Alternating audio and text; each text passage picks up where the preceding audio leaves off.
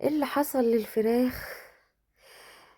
شايفين العين الحمراء، الدموع بقى. هقول لكم ايه اللي حصل لهم كده، وطلعتهم بقى في الشقة اللي على السطح تاني ليه. اللهم صل وسلم وبارك على سيدنا محمد وعلى اله وصحبه اجمعين. حبايبي عاملين ايه؟ يا رب تكونوا بخير. هنا كنت زي ما انتوا شايفين، طلعت الفراخ من تحت، وربنا يديله الصحة. جوزي فضل طالع نازل على السلم عشان ما ينزلنيش واطلع بيه، يجي حوالي 3 4 مرات كده هوت. اجيب حبة في السبت، هو اللي يجيب صراحة ويدهم لي واطلعهم على السطح. عبال هو ما يرتاح سنة كنا انا نزلته. شايفين؟ بسم الله ما شاء الله، زي الفل وزي العسل وزي الورد. وعلى كده لسه ما كملوش شهر. بسم الله ما شاء الله، زي العسل وزي الفل. لسه طبعا في تاني وهي و هطلعهم معاكم برضو وهتشوف.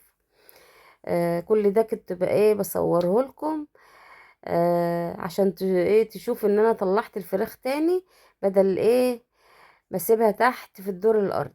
رغم اللي انا عملته ده كلته، بس برضو رحت مطلعاه. بصوا بقى البلدي دولت زي ما انتوا شايفين، زي الفل همت، ودلوقتي بيأذنوا.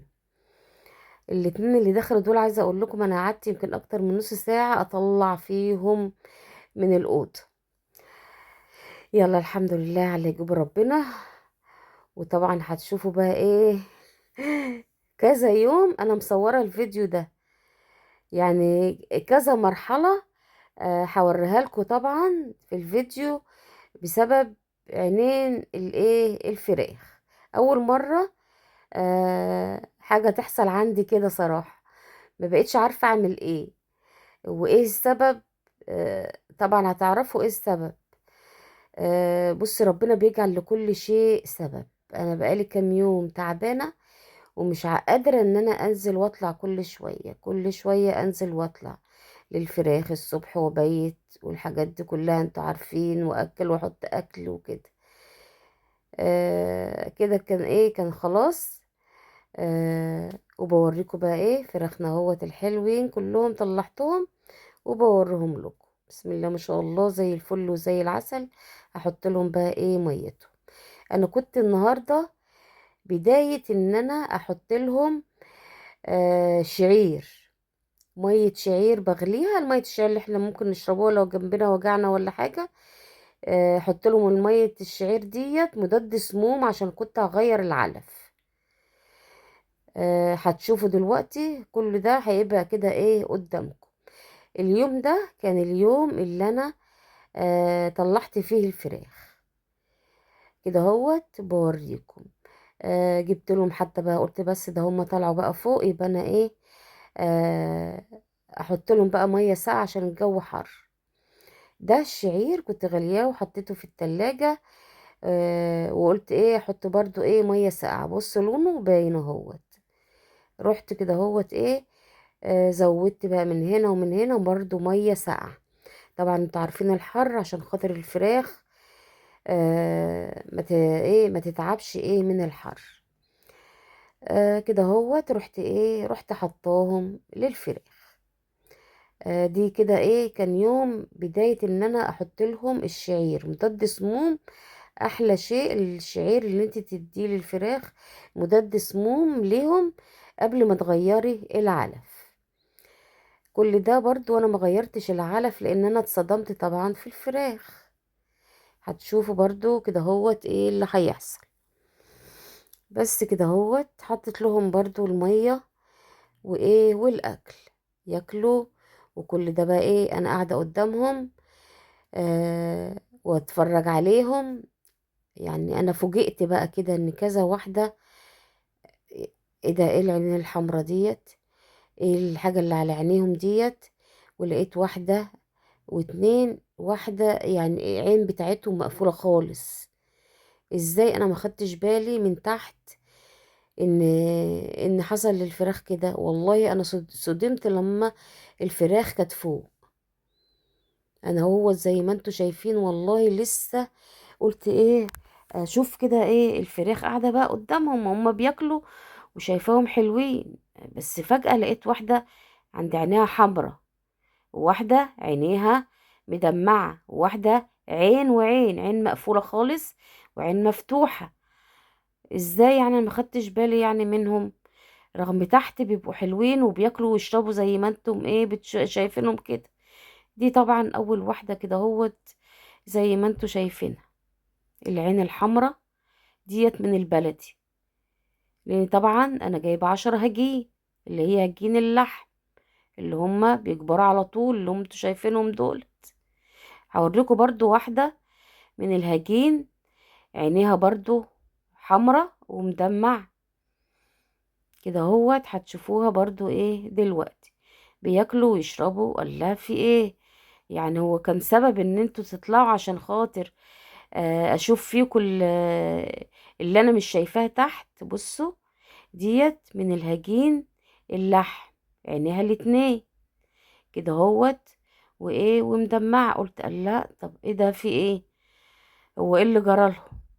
رحت ايه سبتهم. دي تاني يوم بقى، يعني انا بقى عندما انا بكلم في نفسي بقى اخماس في اسداس، طب ايه اللي جرى وايه اللي كان وايه اللي مانع؟ قعدت ابحث عن النت، قالك الكلام ده علشان بصوا انا قاعده ببص عليهم تاني، يعني انا جايه بقى الصبح برضو بحط شعير اهوت قبل ما اغير العلف كده اهوت، حطيت عليه بقى كركم وحبه البركه وتوم باودر وكده هوت زي ما انتوا شايفين. قلبت كده هوت برضو، حطيتهم كده الحاجة هما ايه بدأوا ان هما ايه يطلعوا من البيت مستنيين ايه الاكل، وانا عمالة ابص عليهم. يعني انا مش في دماغي اصلا الاكل اللي انا بحطه ده، انا في دماغي ان انا ان انا اشوف حاجة تانية ولا لا. المهم حطيت لهم الاكل، وبرضو اصبح ان هما 4 كده عينيهم حمرا ومدمعة. هوريهم لكم برضو بعدين. هنا بحط ايه المية الشعير. انا قعدت يمكن حوالي ايه 3 ايام او يومين بحط في مية الشعير على اساس ان انا اغير العلف، والله ما غيرته لحد دلوقتي.